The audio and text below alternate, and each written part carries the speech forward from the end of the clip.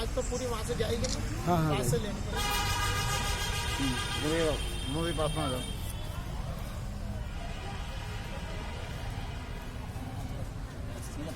आप पास में आया, लाइव पे आवाज कम आएगी। अब उधर मत दे तो ना, बाद में दे।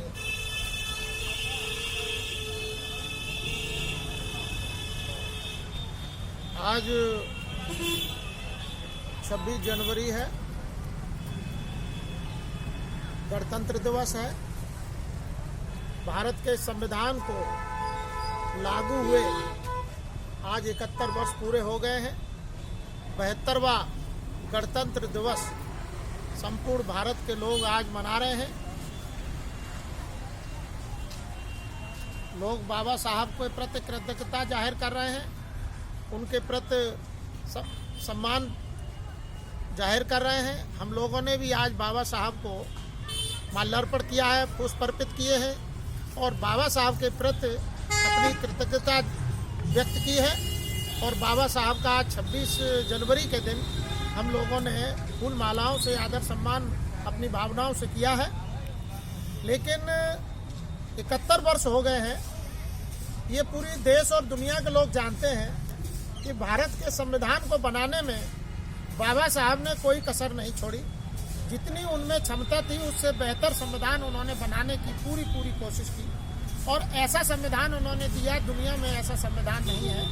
भारत के अंदर बेहतर लोकतंत्र के लिए और लोकतांत्रिक व्यवस्था को बेहतर तरीके से चलाने के लिए बाबा साहब ने संविधान में सारे व्यवस्था को बहुत ही बेहतर व्यवस्थित करके एक सिस्टम दिया। लेकिन कमी कहाँ रही है? बाबा साहब के द्वारा संविधान को बनाने में नहीं कोई कमी नहीं रही। बाबा साहब के द्वारा देश के लिए काम करने में कोई कमी नहीं रही। कमी रही है तो संविधान जिन लोगों के हाथों में है, संविधान जिन लोगों के हाथों में है, कमी उन लोगों की रही है कि 71 वर्ष हो गए हैं और भारत का संविधान पूर्ण रूप से लागू नहीं है। आज ऐसे हालात पैदा हो गए हैं, 71 वर्ष में हालात ऐसे पैदा हो गए हैं कि हमको अब यह लगने लगा है कि हमारे देश में लोकतंत्र नाम की कोई चीज नहीं रही है। लोकतंत्र को और भारत के संविधान को, लोकतांत्रिक व्यवस्था को चलाने के बजाय देश की सरकार उसको कुचलने का काम कर रही है। मैं आज ये बात नहीं कहना था, लेकिन मुझे कहना पड़ रहा है। चुनाव के दौरान 2014 में माननीय प्रधानमंत्री जी जब कैंपेन कर रहे थे, प्रचार कर रहे थे, तो किसी ने कह दिया था कि माननीय मोदी जी को टोपी पहनाने की पेशकश कर दी। माननीय प्रधानमंत्री जी ने कहा कि मैं किसी की टोपी नहीं पहनता हूं। हम लोग देख रहे थे और उस दिन का इंतजार भी कर रहे थे कि देखते हैं वो टोपी किन की पहनेंगे। लेकिन आज 26 जनवरी है। 26 जनवरी की परेड का निरीक्षण करने के लिए हमारे देश के महामहिम राष्ट्रपति जी आए, माननीय प्रधानमंत्री जी आए, पूरा देश का मंत्रिमंडल वहां मौजूद था। लेकिन माननीय प्रधानमंत्री जी ने आज टोपी पहनी है और वो टोपी किनकी पहनी है, पूरा देश उस पर बहुत ज्यादा चिंतन मनन कर रहा है। हमने भी चिंतन किया है। वो टोपी पेशवाओं से मेल खाती है। पेशवा जो महाराज थे, जिनका राज था, मनुवादी व्यवस्था को जो पूर्ण रूप से लागू करते थे इस देश के अंदर, जो पेशवाओं का शासन होता था, वैसा काम अब हमारे देश की सरकार की देखरेख में चल रहा है। और पेशवा जैसी टोपी पहनते थे, हमारे माननीय प्रधानमंत्री जी ने आज वैसी ही टोपी पहन करके पूरे देश को संदेश दिया है कि ये मैं टोपी तो पहन चुका हूँ और पेशवाओं का शासन चल रहा है, आप लोग सावधान रहिए।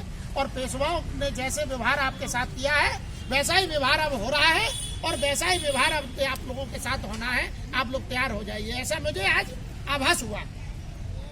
एक और बात मैं आज बताना चाहता हूँ कि 2 महीने हो गए हैं, हमारे देश का जो अन्नदाता है, किसान है, सड़कों पर आंदोलन कर रहा है।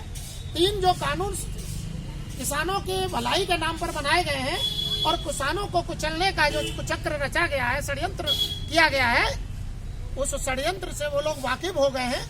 और जितने भी किसान जो जागरूक थे, पढ़े लिखे नौजवान और बुजुर्ग हैं, उनके अलावा देश का जितना भी बुद्धिजीवी है, वो बेहतर रूप से समझ गया है कि 3 किसान आंदोलन के रूप में देश की सरकार आखिर करना क्या चाहती है।